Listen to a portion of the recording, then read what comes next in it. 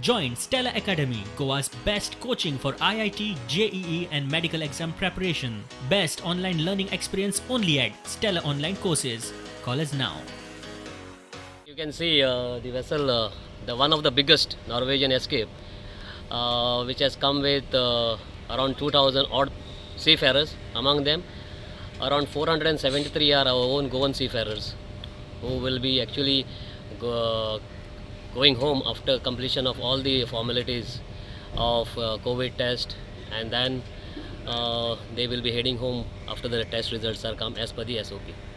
So this is one of the biggest ship which will be sailing from Goa to Mumbai, and currently there are almost 2,000 odd passenger ship crew on that. The Bombay people will be disembarking in Bombay, and thereafter it will go to Philippines.